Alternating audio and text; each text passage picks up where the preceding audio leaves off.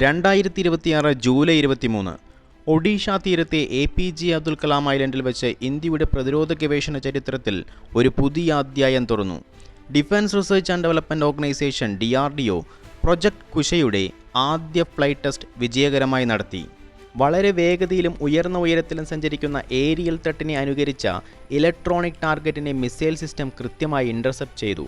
ഇത് ഒരു മിസൈലിൻ്റെ പരീക്ഷണം മാത്രമായിരുന്നില്ല, ഒരു മുഴുവൻ ലോങ് റേഞ്ച് എയർ ഡിഫൻസ് സിസ്റ്റത്തിൻ്റെ പ്രായോഗിക വിജയവും ഇന്ത്യയുടെ പ്രതിരോധ സ്വയം പര്യാപ്തതയുടെ ഒരു പ്രഖ്യാപനവുമായിരുന്നു. എന്താണ് പ്രൊജക്ട് കുശ എന്നും അതിൻ്റെ പ്രാധാന്യമെന്തെന്നും നമുക്ക് വിശദമായി പരിശോധിക്കാം. Welcome to geopolitical media Indian perspective. Extended range air defence system ERADS എന്നറിയപ്പെടുന്ന പ്രൊജക്ട് കുശ ഇന്ത്യയുടെ ആദ്യത്തെ പൂർണ്ണമായും ഇൻഡിജീനിയസ് ആയ long range surface to air missile സിസ്റ്റമാണ്.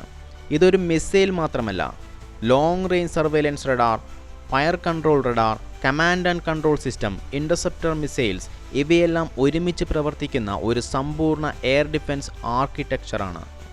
പ്രൊജക്ട് കുശിയുടെ ഏറ്റവും ശ്രദ്ധേയമായ ഡിസൈൻ സവിശേഷത അതിൻ്റെ മോഡുലാർ ആർക്കിടെക്ചറാണ്.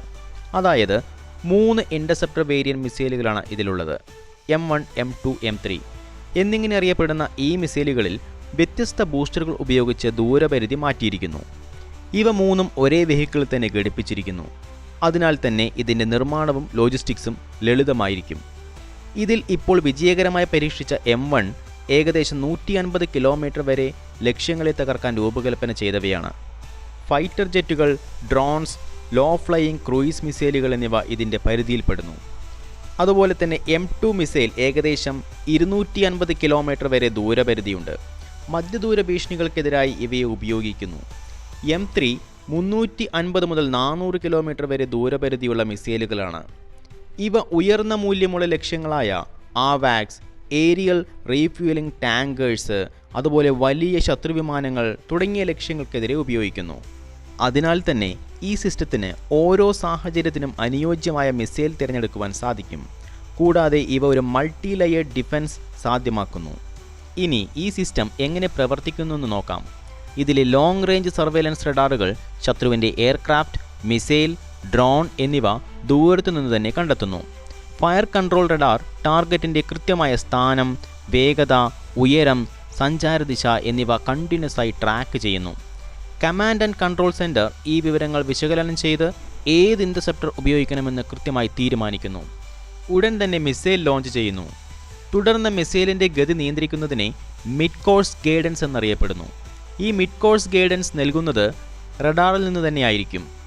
അടുത്ത ഘട്ടമായ ടെർമിനൽ ഫേസിൽ മിസൈലിൽ തന്നെ ഘടിപ്പിച്ചിട്ടുള്ള ഓൺബോർഡ് സീക്കർ ടാർഗറ്റിനെ കൃത്യമായി പിടിച്ചെടുത്ത് ഇൻ്റർസെപ്ഷൻ പൂർത്തിയാക്കുകയും ചെയ്യും.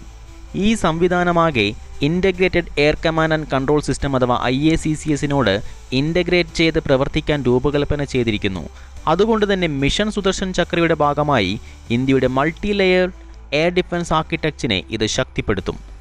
അതുപോലെ പലരും പ്രൊജക്ട് കുശിയെ ഇന്ത്യയുടെ സ്വന്തം S-400 എന്ന് വിളിക്കുന്നു. യഥാർത്ഥത്തിൽ ഇത് റഷ്യയുടെ S-400ൻ്റെ പകർപ്പല്ല. ഇന്ത്യയുടെ പ്രത്യേക ആവശ്യങ്ങൾക്കനുസരിച്ച് വികസിപ്പിക്കുന്ന പൂർണ്ണമായും ഇൻഡിജീനിയസ് ആയ സിസ്റ്റമാണിത്.